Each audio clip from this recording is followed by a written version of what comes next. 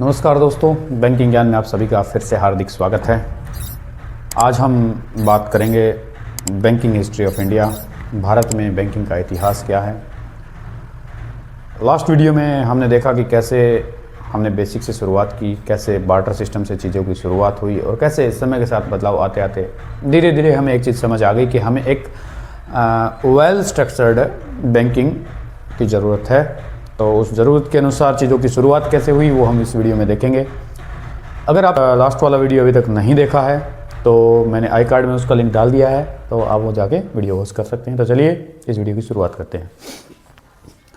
Map already मैंने आपके लिए बना के रखा है। ड्राइंग भले ही इतनी अच्छी नहीं है, लेकिन आई थिंक ये वेल सफिशिएंट है चीज़ समझने के लिए कि मैंने क्या बनाया है। इंडिया में जो बैंकिंग की शुरुआत है ना, वो शुरू होती है ईस्ट इंडिया कंपनी के भारत आने से।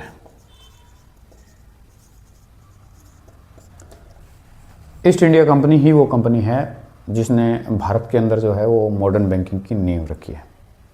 ईस्ट इंडिया कंपनी ब्रिटेन की कंपनी है,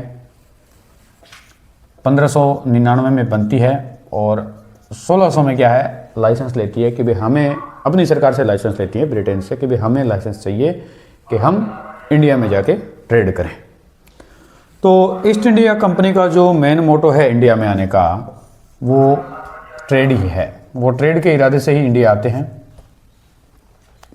यहाँ पे अपने इंडिया में जो भी फसलें, जो भी स्पाइसेस या फिर मल्टीपल प्रोडक्ट्स वो यहाँ से क्या करते हैं, एक्सपोर्ट करते हैं अपनी कंट्री में और अच्छा खासा मुनाफा कमा लेना ही उनका मोटो है। अब समझ लेने वाला ये चीज़ है कि भी नो डाउट इनको चैलेंजेस तो रहे होंगे। आप दूसरे देश में जाओ, वहाँ आप ट्रेड के इरादे से जा रहे हो, वहाँ की लैंग्वेज, वहाँ के कल्चर, वहाँ के मार्केट नो डाउट चैलेंजिंग है और इनके लिए भी ये चैलेंज रहे हैं। इन चैलेंजेस के दौरान क्या है, इनको मतलब काफ़ी दिक्कतें होती हैं। दिखते हैं तो वो दिक्कतों को कैसे टैकल करते हैं। टैकल में ये करते क्या हैं, ईस्ट इंडिया कंपनी इंडिया में आने के बाद अपना एक डिपार्टमेंट बना देती है। वो सबसे पहले बनाते हैं एजेंसी हाउसेस। एजेंसी हाउसेस क्या है? एजेंसी हाउसेस आप समझ सकते हैं कि उस टाइम के जो लाला सेठ टाइप के लोग जिनकी अच्छी खासी मार्केट पे पकड़ है वो कांटेक्ट करते हैं अब इन एजेंसी हाउसेस के थ्रू और उनको बोलते हैं कि भाई आप हमारे लिए ये व्यापार करो, हमें चीज़ें ला के दो, बदले में आपका जो भी कमीशन बनता है हम आपको देंगे। ओके, कोई दिक्कत नहीं है। वो एजेंसी हाउसेस बनाते हैं। एजेंसी हाउसेस क्या है, फिर आगे क्या करते हैं कि इंटीरियर मार्केट में पकड़ बनाने के लिए आगे जो साहूकार लोग हैं उनसे कांटेक्ट करते हैं।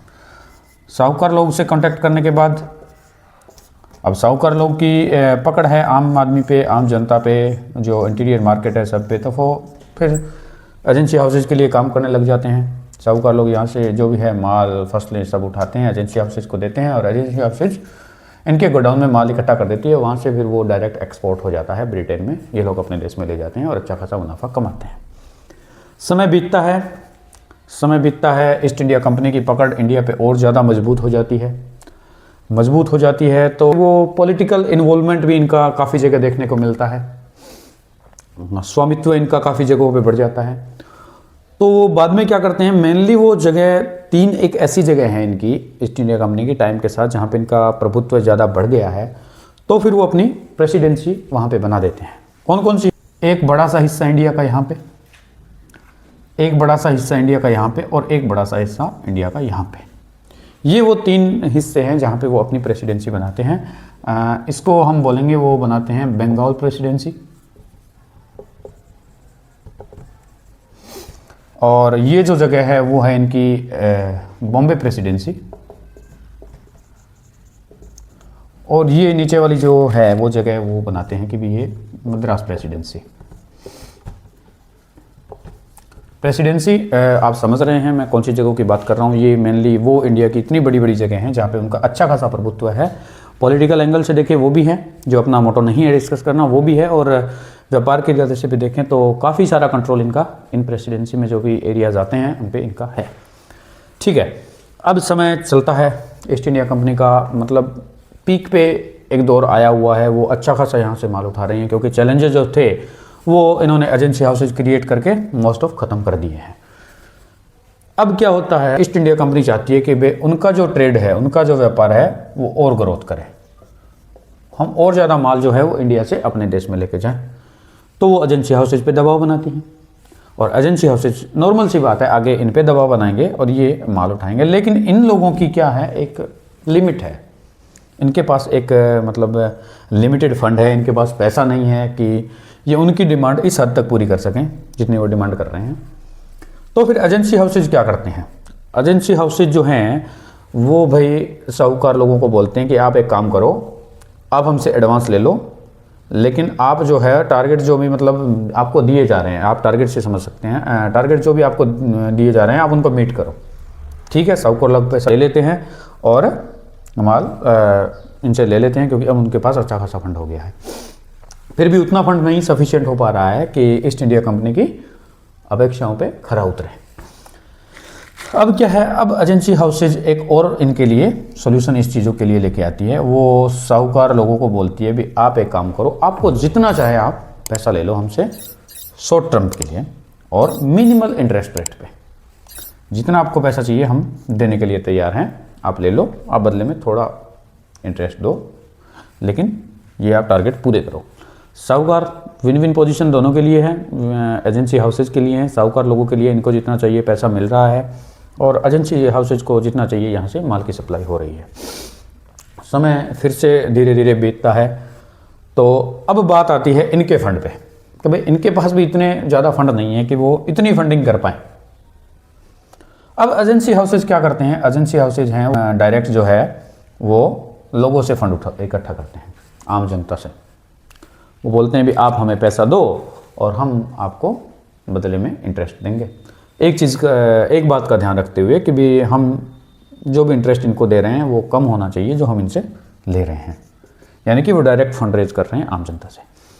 अब क्या है समझने जैसा कि आप एक चीज़ समझ सकते हैं कि एजेंसी हाउसेज जो यहाँ पे काम कर रहे हैं, अगर आज के बैंकिंग का सिनेरियो देखें कि एक साइड से फंड लेना और दूसरी साइड लोन के रूप में उसको दे देना, आज जो बैंक कर रहे हैं वही मेनली ये काम भी यहाँ पे कर रहे हैं उस टाइम। लेकिन ये एक बैंक नहीं है, इस टाइम ये कोई बैंक थोड़ी है। ये ठीक है एक साइड से पैसा उठा रहे हैं उधर दे रहे हैं अपने टारगेट को मीट करने के लिए, लेकिन अगर समझा जाए तो वो एज ए बैंक ही काम कर रहे हैं। ठीक है, अब ये सब इस साइड चल रहा होता है। अब उधर से एंट्री होती है बैंक ऑफ हिंदुस्तान की।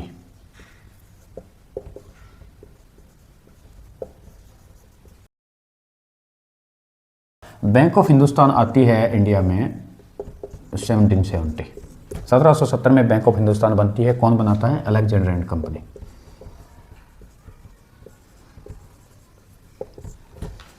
India's first fully flashed bank, bank of Hindustan. एकदम नई बैंक है, लोगों के लिए एकदम नया है। और जब चीज़ें लोगों के लिए नई होती है तो लोग क्या सोचते हैं उस दौरान के यार क्या बोल रहे हैं यार, हमारे पास पैसा रखो, हम आपको पैसे भी देंगे, क्या पता देंगे भी कि नहीं देंगे, हमारा हो सकता है पैसा लेके चले भी जाए। तो लोग क्या है एक्सेप्ट नहीं करते हैं बैंक ऑफ हिंदुस्तान को, पूरी तरह से एक्सेप्ट नहीं करेगी जनता, नॉर्मल सी बात है, बैंक घाटे में जाए और बैंक को बंद होना ही पड़ेगा। तो बैंक ऑफ हिंदुस्तान फेल हो जाती है, उसके बाद इसको बंद करना पड़ता है। ठीक है,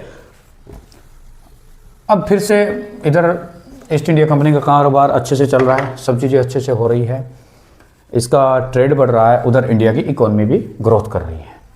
अब ईस्ट इंडिया कंपनी को एक चीज़ समझ आ रही है कि भाई इन सब चीज़ों को, इन ट्रांजैक्शन को, इन ट्रेड को मैनेज करने के लिए बैंक तो चाहिए। तो जिन प्रेसिडेंसी की अपन ने बात की थी उन प्रेसिडेंसी में वो अपनी बैंक बनाती है। कौन कौन सी, फिर बाद में वो बंगाल प्रेसिडेंसी में बनाती है बैंक ऑफ बंगाल,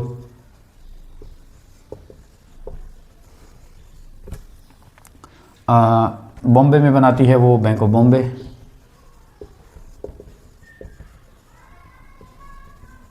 और जो मद्रास प्रेसिडेंसी थी वहाँ पे वो अपनी बैंक बनाती हैं बैंक ऑफ मद्रास। लेकिन एक चीज़ और, वो तीनों बैंक एक साथ नहीं बनाती है। सबसे पहले बैंक ऑफ बंगाल बनाती है 1806 में, और बाद में 1840 में वो बनाती है बैंक ऑफ बॉम्बे, और 1800 उसके 3 साल बाद 1843 में वो बना देती है बैंक ऑफ मद्रास। अब ये बैंक बनाने के थोड़े टाइम बाद 1858 में क्या होता है, आपको मोस्ट ऑफ को पता होगा 1858 में जो है वो ब्रिटिश क्राउन रूल इंडिया में लागू हो जाता है। अंग्रेज़ों का शासन जिसको बोलते हैं लागू हो जाता है। और लागू होने के जस्ट आफ्टर 2 इयर्स 1860 के अंदर वो एक एक्ट लेके आते हैं, जॉइंट स्टॉक कंपनीज एक्ट 1860।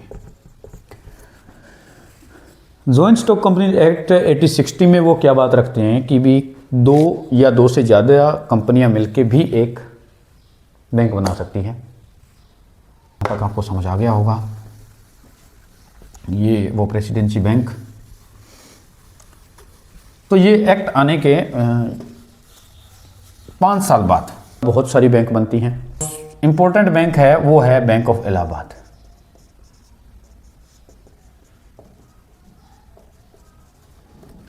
ये एक्ट आने के 5 साल बाद 1865 में बनाई जाती है।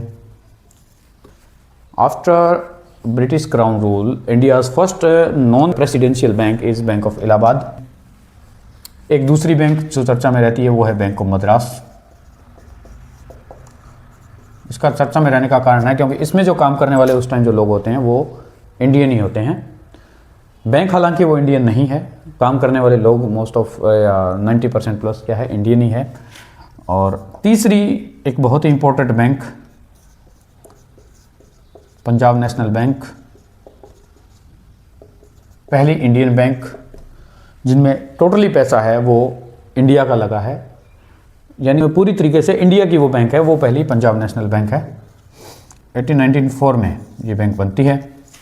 आपको पता होगा लाला लाजपत राय जी हैं, उनके नेतृत्व में ये बैंक बनाई जाती है, पंजाब नेशनल बैंक। ओके, अब सब बैंकें अच्छे से काम कर रही हैं, नई बैंकें भी आ गई हैं मार्केट में, प्रेसिडेंशियल बैंक भी अपने काम कर रही हैं, एकदम चीज़ें सबके लिए सही चल रही हैं, कोई दिक्कत नहीं है। अब आगे समझने से पहले एक चीज़ मैं आपको समझा देता हूँ छोटी सी, कि भाई बैंक काम कैसे करते हैं, मेनली काम कैसे करते हैं। बैंक क्या है, एक साइड से पैसा लेती है और उसमें से ही वो दूसरी साइड क्या है, लोन दे देती है। मान लो एक साइड से अगर जनता के पास से उसके पास से 100 रुपये आते हैं तो उसी 100 में से वो 20 से 25 रुपये अपने पास रखती है और 75-80 लोन में दे देती है। ये आज का सिनेरियो है। आज आरबीआई ने बाउंडेशन कर रखी है, भाई आपका कुछ भी हो जाए, आप मुनाफे में हैं, आप घाटे में हैं, कुछ भी हो जाए, लेकिन इतना पैसा आपको आज रखना है, वो एक बाउंडेशन है। बाकी का 75-80 आप लोन में दे सकते हैं। ये मेनली काम है आज करने का तरीका बैंकों का। यहाँ पे क्या है, यहाँ पे आरबीआई नहीं है, अभी इंट्रोड्यूस ही नहीं हुआ है आरबीआई, कुछ भी नहीं है इनके ऊपर, कोई इनको रोकने वाला नहीं है, कोई कुछ कहने वाला नहीं है। इनका एकदम टॉप पे टाइम, मतलब पीक इनका टाइम चल रहा है, अभी बहुत बढ़िया हो रहा है। तो ये क्या है, जब आदमी का समय अच्छा चल रहा होता है ना, तो वो बुरे वक्त के बारे में कभी नहीं सोचता, बुरे वक्त के बारे में सोचता ही नहीं है। ये लोग क्या करते हैं भाई, 20-25 नहीं रखेंगे, अपना सब कुछ अच्छा चल रहा है, आप एक काम करो, हम 5 से 6% रखेंगे, बाकी लोन में दे दो। 90-95% आप लोन देते जा रहे हैं। अब आपको पता होगा 1914 वर्ल्ड वॉर फर्स्ट, और जब दुनिया में जंगें छिड़ती हैं तो इफ़ेक्ट करती है बिजनेस को, एजुकेशन को, पूरे सिस्टम को हिला के रख देती है। वही हुआ, वर्ल्ड वॉर हुआ, सब कुछ धराशायी हो गया, लोगों ने अपने बैंकों से पैसे निकालना स्टार्ट कर दिए, लंबी लंबी लाइनें लग गई, लोग अपने पैसे निकाल रहे हैं, जमा सामने कोई करवा नहीं रहा है। अब निकालेंगे कैसे, इनके पास पैसे हो तो निकालेंगे ना, ये तो अपना पैसा ऑलरेडी दे चुके हैं लोन में। सैकड़ों की तादाद में बैंकें बंद हो रहे हैं, ठक ठक ठक ठक बैंकें बंद, पैसा नहीं है ना उनके पास, कहाँ से देंगे पैसा। बहुत सारी बैंकें ऑल ओवर द वर्ल्ड, बहुत सारी सैकड़ों की तादाद में बैंक बंद होती हैं। वर्ल्ड वॉर चाहता है 1914 से 1919-20 तक ये इसका इफेक्ट देखने को मिलता है।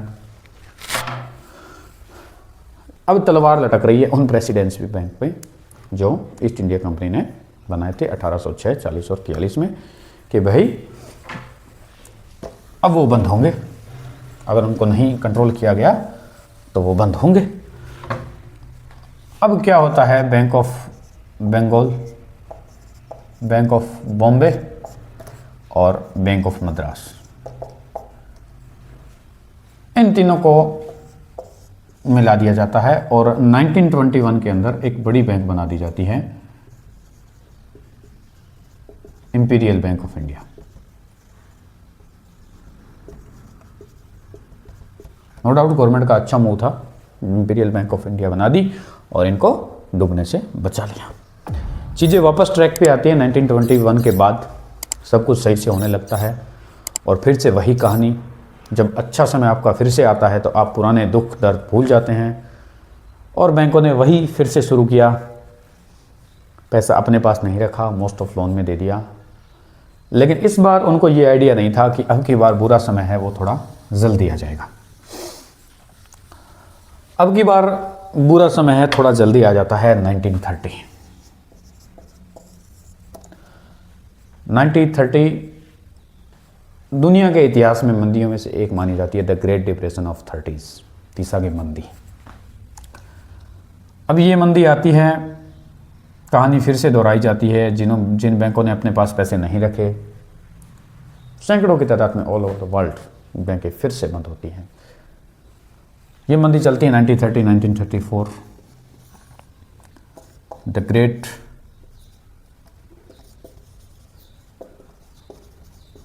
Depression of 30s। इस मंदी के ख़त्म होने के बाद ब्रिटिश गवर्नमेंट को एक चीज़ समझ आती है, यार क्या हो क्या रहा है, यार बैंक क्यों फेल हो रहे हैं, क्या हो रहा है कि एक के बाद एक बैंक फेल हो रहे हैं और बंद होते जा रहे हैं। तब इन बातों पे विचार किया जाता है, समझा जाता है इन बातों को कि भाई इन पे कंट्रोल ही नहीं है। कंट्रोल किसी चीज़ पे होना ज़रूरी है और जब तक कंट्रोल नहीं होगा चीज़ें ऐसे ही एक के बाद दोहराती जाएंगे इन फ्यूचर। तो फिर इंट्रोड्यूस होती है ब्रिटिश गवर्नमेंट के द्वारा शानदार act, the great RBI act 1934। जिस नाम से एक्ट जिस चीज़ का बना दिया जाता है वो फिर हमेशा उसी नाम से जाना जाता है। नो डाउट हमें पता है 1934 के बाद आरबीआई जो बना था वो एक्चुअल में 1935 में बना था। एक्ट में ऑलरेडी उन्होंने बोल दिया था कि भाई हम एक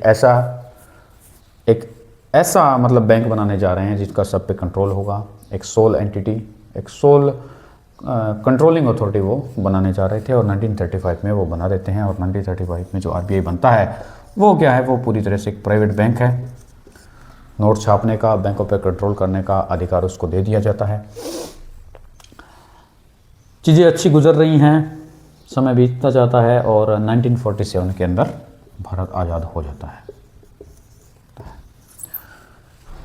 अब भारत के आज़ाद होने के बाद, जब भारत आज़ाद होता है तो उस टाइम गवर्नमेंट की जो मेंटलिटी है या हम सोच बोल सकते हैं वो एक समाजवादी सोच है कि भाई हमारे देश के अंदर कम से कम प्राइवेट कंपनियां हो और ज़्यादा से ज़्यादा सरकार का आधिपत्य हो चीज़ों पे, चीज़ें सरकार के अंडर में हो, ताकि हम जो बेनिफिट है उनका वो हर एक वर्ग तक पहुंचा सकें। उसके बाद यही होता है, आगे चलकर 1949 में आरबीआई का नेशनलाइजेशन हो जाता है। दोस्तों, राष्ट्रीयकरण जिसको बोलते हैं, अब राष्ट्रीयकरण किसको बोलते हैं वो देखिए। नेशनलाइजेशन किसी चीज़ का होने का मतलब है अब वो उसका आधिपत्य अब सरकार के अंडर में पूरा आ गया है, सरकार का ही उस पर आधिपत्य है। कहने का मतलब है वो जो एक प्राइवेट एंटिटी थी अब उसको पूरी तरह से गवर्नमेंट एंटिटी में बदल दिया है। एक एग्जांपल से मान लो कोई दुकान है किसी की, मान लो राजू की शॉप है, अगर आज राजू की शॉप है नो डाउट वो प्राइवेट है और कल को जाके इन फ्यूचर अगर एक्वायर कर लेती है भारत सरकार उसको, तो फिर आप ऐसा कह सकते हैं कि भाई नेशनलाइजेशन हो गया राजू की दुकान का। ठीक वैसे ही आरबीआई का नेशनलाइजेशन हो गया, वो गवर्नमेंट एंटिटी बन गई पूरी। और उसी दौरान बैंकिंग रेगुलेशन एक्ट 1949 भी आ जाता है, जिसमें जो पावर उसको दी गई थी नो डाउट वो तो है ही, लेकिन उस पावर को एक्सटेंड करने का कि भाई हम अपनी तरफ से और पावर आरबीआई को देंगे, वो ज़्यादा कंट्रोल बैंकों पे रख पाए, तो वो सब उसमें उसको दिया जाता है। एक चीज़ समझ लो कि यहाँ पे भी बैंक जो है वो अभी भी प्राइवेट ही हैं, बैंक का नेशनलाइजेशन नहीं हुआ है। आरबीआई का खाली एक नेशनलाइजेशन हुआ है, बैंक अभी भी प्राइवेट हैं। वो कैसे उनका नेशनलाइजेशन होता है, कैसे शेड्यूल 2 में एंटर होते हैं वो आरबीआई की, वो सब चीज़ें हम समझेंगे अपनी अगली वीडियो में। ये वीडियो काफ़ी लंबा हो गया आई नो। और इंपीरियल बैंक के साथ क्या होता है, बहुत बड़ा बैंक है, 3 प्रेसिडेंसी को मिलाकर बनाया है। क्योंकि आज के टाइम में आप देखते हैं इंपीरियल बैंक नहीं है, तो उसके साथ क्या घटना घटी है वो भी हम आने वाली वीडियो में देखेंगे। और आगे आज तक हमने क्या चेंजेस देखे, कैसे नेशनलाइजेशन हुआ,